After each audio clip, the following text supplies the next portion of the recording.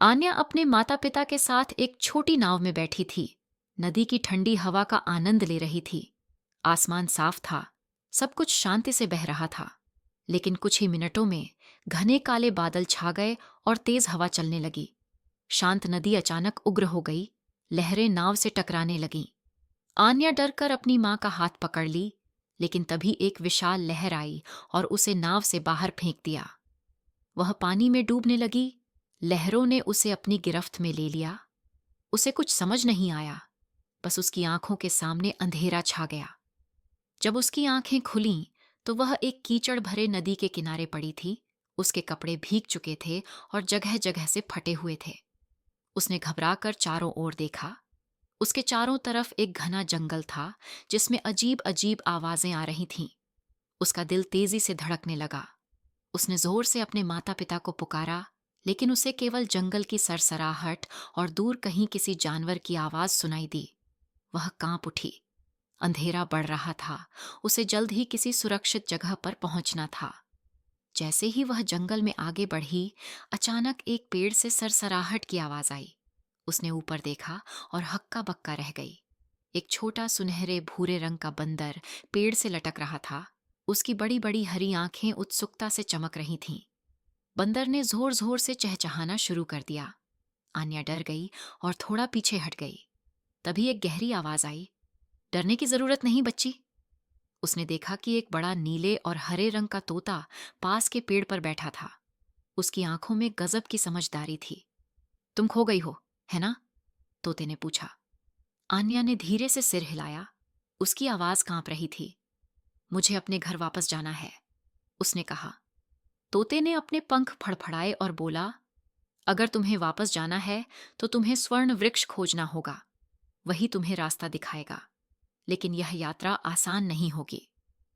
आन्या ने हिम्मत जुटाई और जंगल में आगे बढ़ने लगी। बंदर, जिसका नाम किकी था, पेड़ों पर उछलता कूदता उसके साथ चल रहा था। कुछ समय बाद वे एक अजीब नदी के पास पहुंचे। यह नदी बहुत शांत थी, लेकिन उसमें से रहस्यमयी फुसफुसाहट की आवाजें आ रही थीं। आन्या रुक गई।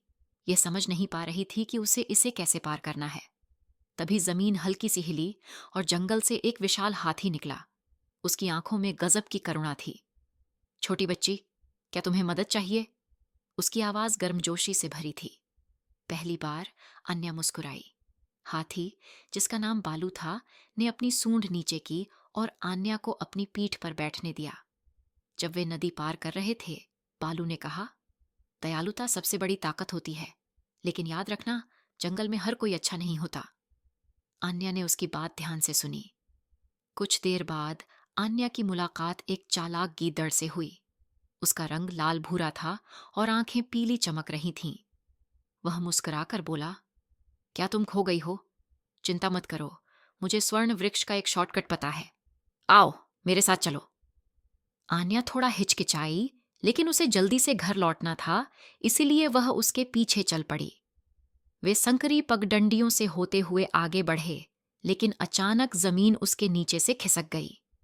वह जोर से चिल्लाई और एक गहरे गड्ढे में गिर गई। ऊपर गीदड़ खड़ा हंस रहा था। बहुत भोली हो बच्ची, कहकर वह जंगल में गायब हो गया। आन्या ने बाहर निकलने की कोशिश की, लेकिन गड्ढा बहुत गहरा था। उसकी आंखों में आंसू आ गए। तभी ऊपर से जानी पहचानी आवाजें आईं। किकी और उसके बंदर दोस्तों ने मिलकर एक लंबी श्रृंखला बनाई और आन्या को बाहर खींच लिया।